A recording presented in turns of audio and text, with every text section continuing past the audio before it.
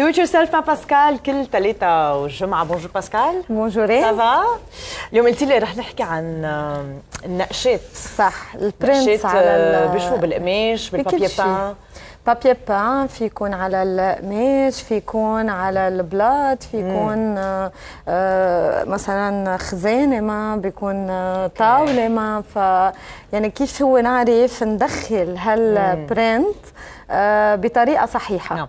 بس كان بتذكر من اذا بنرجع شوي هيك 10 سنين او اكثر لورا، ما كنا نسترجي ندخل اكثر من ديزاين واحد بالاوضه، ان كان بالسجاده او بالكوسان او بالبرادي. هلا بنشوف كثير خليط وديزاينز بتتناقض مع بعضها ولكن جميله بنفس الوقت. ما هيدا اللي بدنا نحن نحكي عنه اليوم ونركز عليه اليوم، انه هلا فينا نخلط أكثر من باترن أو أكثر من نقشة مع بعضها، بس بدنا نعرف كيف. يعني في عدة رولز أو قاعدات لحتى نقدر تطلع معنا الصحيحة، النتيجة تطلع حلوة. مزبوط، تطلع معنا النتيجة حلوة. فصحيح يعني هلا نحن في ذا رول اوف 3، يعني إنه للبيجنرز خصوصا للناس المبتدئين بإنه ينقوا النقشات لبيتهم. نعم. على طول يعني بننصح إنه يبلشوا بثلاث نقشات، بدنا نكتر اكثر من 3. وليش 3؟ لانه من زمان لهلا هو على طول النمبر 3 بالانتيريور بنشتغل فيه، لانه على طول بيعطي نتيجه حلوه. نعم. يعني مثلا نقول انا عندي اتاجير عم بحط عليها اكسسوارز، مثلا على طول بحط 3. مثلا اذا تابلويات بشتغل ب3. فرح نبلش بالصور لحتى اكثر نفسر عن نفهم اكثر شو قصدك انت.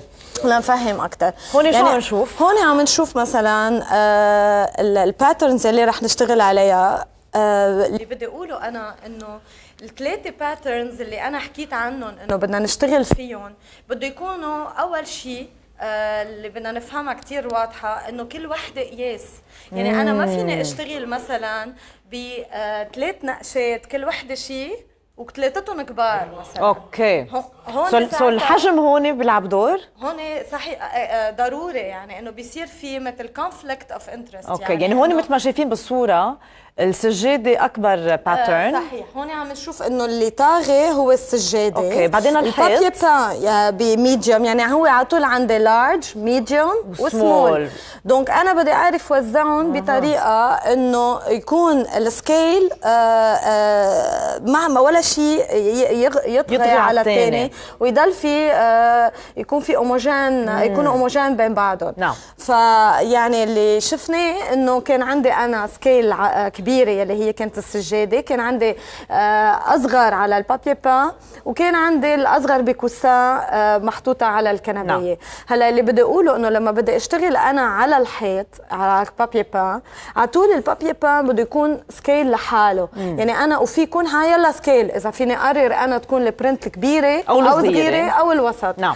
دونك انا اذا قررت انه البابي بان هي السكيل للوسط، ساعتها ما فيني كرر ذات الحجم على غير محل. يا بدها تكون اكبر يا بدها تكون يا اصغر يا اكبر. اوكي. وشغله ثانيه بدي اقولها، انه اول شغله بدنا نعمله قبل ما نقرر اي برنت بدنا ننقيها، انه انا بدي اطلع على الغرفه اللي بدي اشتغل عليها. اوقات بيبقى في اركيتكتشرال اليمنتس هن بيفرضوا علي شو البرنت اللي بدي نقيها. يعني اذا حيط صغير او عمود او شيء، لا يمكن عندي حيط بريك.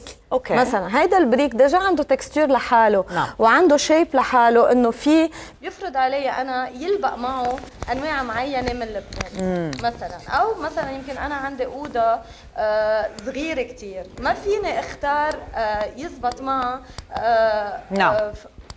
يعني هون عم نشوف مثلا هيدا الاكزامبل مختلف عن المثل اللي شفناه قبل.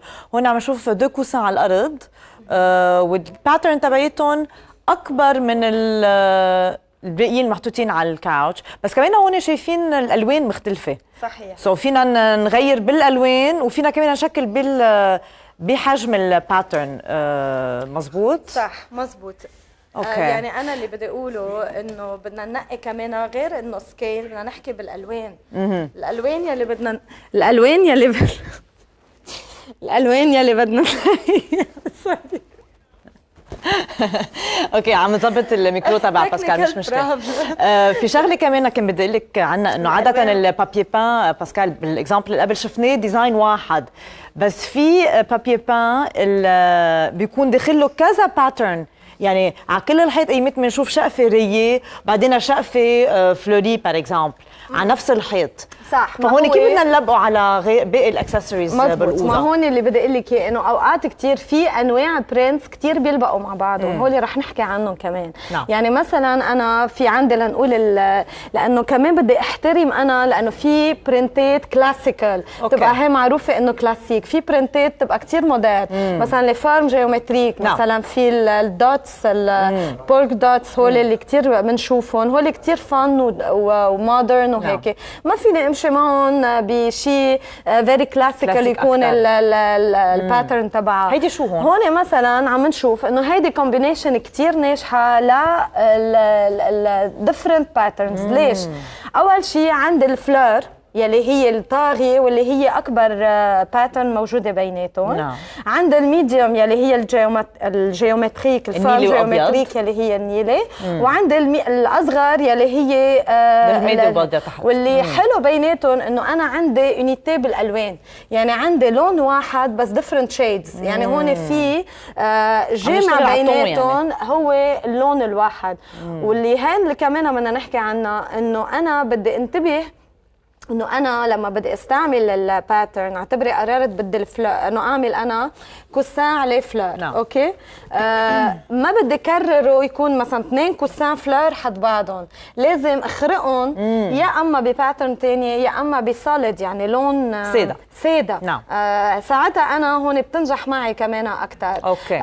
وكمان انه مثلا الافضل انه كرر الباترن يكون عندي فلو فيها. مثلا نقول انا حطيت على الكوسان رييه. نعم. في يكون الرييه مثلا يا على السجاده او على نعمل له رابيل، يعني بده ينعمل رابيل بنقشه فيها تكون اقل، يعني مش ضروري زيت العرض مثلا. نعم. الرييه فيها تكون انعم اصغر، بس انه يكون في ريبيتيشن بطريقه معينه يا بالباترن يا باللون يا يعني بده يكون في عندي يعني فلو مزبوط للي عم بشتغله انا. رح نكمل بالصور لحتى نحكي عن عدة عوامل. مثلا هيدي السجاده اللي عم نشوفها، هيدي الباترن اللي الشفرون من بتبقى مثل زيكزاجات، هي فيها تكون اقوى او اخف. او الانيمال برنت يلي هون عم نشوفها بالسجاده. الانيمال برنت مثلا بيلبق معه السوليد، بيلبق معه كمان يكون الشفرون اللي حكيت عنها اللي رييه. ساعتها بتحسي انه في تناغم بيناتهم. وهون اذا لاحظتي يعني هون مش ممكن نشوف شي فلوري مثلا على الكوسان؟ لا ابدا ما بيلبق، لا ابدا ما بيلبق الانيمال برنتس مع مزبوط. انه هون بدنا ننتبه انه كيف بدنا ننقي. وكمان الشغله بدي اقولها انه بدي انتبه يعني البرنت اللي عم بنقيها. مثلا انا اذا نقيت كثير برنت كبيره، نعم. ما فيني نقيها على كوسان صغير، يعني بتضيع ما بتبين مزبوط. وكمان اذا مثلا نقول عندي ماشي كثير فيها هيك كومبلكس بالنقشه تبعها ما حلوه، حتى على بردايه بتضيع ما ببين. يعني بدي انا كمان اعرف وين بدي اختار هالبرنت وين بدي استعملها. مثلا بالصوره اللي مرقت يلي كان عندي مثلا الشفرون بمحل وريه بمحل. نعم. شفناها على الكنبايه. والاول شيء هول كثير نقشات بيلبقوا مع بعضهم، والالوان كثير بتلبق مع بعضها. يعني شو حلو هيدا التيل، يعني بتحسي انه مزبوط، يعني كثير عاطي. والحلو اللي فيهم كمان انه كمان هون بهالصوره ذات الشيء انه القماشات الباقيه يا عم بتكون فلور يا عم بتكون ساتان او شيء، الملمس يعني مختلف كمان انا فيني اذا انا خايفه من البرنتات لحتى نعم. كمان انه ما يكونوا الاوضه كثير باهته وما بدي احط برنتس، فيني العب بالتكستشر تبع القماشه، يعني تكون مثلا فيها تكستشر، ساعتها كمان بتعطي هيك حياه اكثر للاوضه. هون عم نشوف الريغل دو تروا يلي هي القماشه عم تتكرر بثلاث محلات، عندي الكوف، عندي الكوسانات، وعندي اللامبادير. يعني هون بتحسي انه مثل نظرك عم بيتنقل بكل الاوضه، هل ماشي عم بتساعد هالشيء مزبوط. هلا مثلا هون عم نشوف كمان انه عندي 3 انواع برنت. عندي البرنت تبع البردايه اللي هي الميديوم او الاصغر شوي، عندي الشوفرون على الكوسان، وعندي كمان الفلورال اللي وراها على الكوسان. يعني بتحسي كمان ان كان بالالوان، واللي بدي اقوله انه على طول ننتبه انه الفون تبع القماشه يكون يونيك. يعني صحيح عندي ديفرنت برنت نعم، بس موحد اللون الاساسي يعني هو مثلا هون الابيض. نعم. عم نشوفه انه مكرر على جميع البرنتات. حتى الكوفرولي اذا لاحظتي نقشته تون سور تون وكثير ناعمه، ما زعجت يعني. نعم. ما طغيت على غير برنت.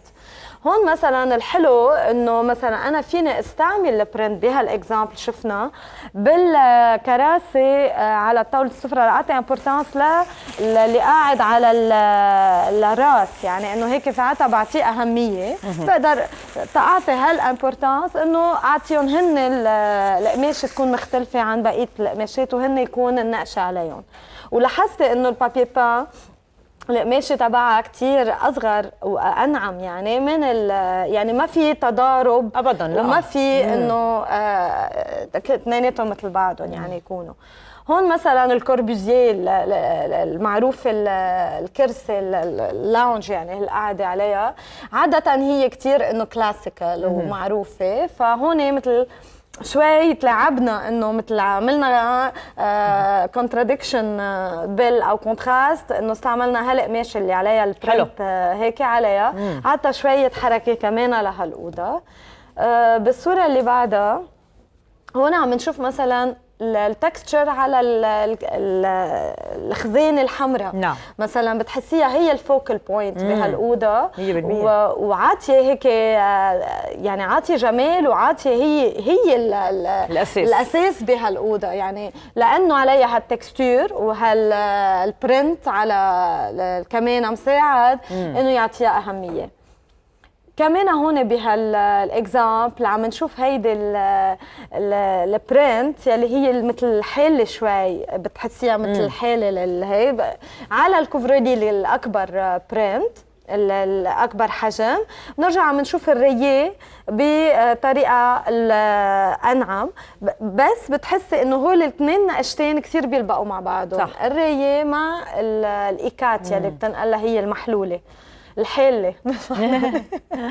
كمان هيدي ذات البرنت عم نحكي عنها. واللي بدي اقوله انه اوقات اذا نحن خايفين نستعمل البرنت على حجم كبير، اذا مثلا كنبايه، وخصوصا انه هي موضه. نعم. يعني اوقات يمكن تدرج هيدي البرنت على فتره قصيره، بعدين نرجع بقى احسن ما فوت بتكلفه كبيره وانا ارجع نجد كل الكنبايه. انا بنصح انه على طول الكنبايه هي تكون الساده، وانا فوت البرنتس على الكستانات او على البوفات مثل ما عم نشوف هون. خصوصا انه بالبوفات انا بقدر نقلهم مثل ما بدي وغير فيهم مثل ما بدي. يعني على طول هول اكسترا سيت، وهن اللي من خلالهم انا على طول بقدر فوت الوان، فوت البرنتس، وفوت يعني انا هن بيقدروا يساعدوني. نعم. انه يكونوا يعني ستيتمنت بقلب الاوضه. هون مثلا عم نشوف الايكوسي كمان هيدي البرنت، يعني بنشوفها بكتير محلات. وهون لانه هيك كبيره منا بطريقه صغيره، كمان عاطيه حلو لانه المطبخ كتير ابيض يعني كتير ساده، فبيحمل انه هون نكبر البرنت وهيك تعطي تاتش كتير حلوه. بالصوره اللي بعدها هون عم نشوف، يعني حبيت فرجي هالصوره لفرجي انه مثل عاطيه مثل سيكرت واو. لانه من قلب البرنس من جوا شيء منغلق على حاله، ومن برا بتحسي ابيض والطاوله بيضاء، والحيط ابيض، اتس اوبننج وبقلبها في شيء سكري. فكمان حلو انه هاي بهالطريقه كتير اوريجينال وكتير حلوه. هيدي اوضه سفره باسكال؟ صح، اوضه سفره. قد ايه حلو اوضه السفره تكون فوتوي كتير على الواطي؟ اكيد، لانه انا برايي خصوصا بالبيت يعني انه نحن بدنا نكون قاعدين مرتاحين وبدنا نريح الجاست يلي جايين نحن يتعشوا عنا، بس بدك اسباس لهيك بدك قاعدة. اسباس اكيد، يعني انه ما فيني يكون الاسباس كتير ضيق وكبر، هي بخسر محلات. بس بذات الوقت هون بيرجع nice. للشخص هو شو البريوريتي. يعني انا يمكن فكر انه بريح اكثر مع اسيع عدد اشخاص. حلوين كثير الافكار اللي شفناهم. ثانكس باسكال. رح نرجع نشوفك نهار الجمعه بموضوع مختلف. حلو. رح ناخذ بريك مشاهدينا ومنكفي. ضلكم معنا.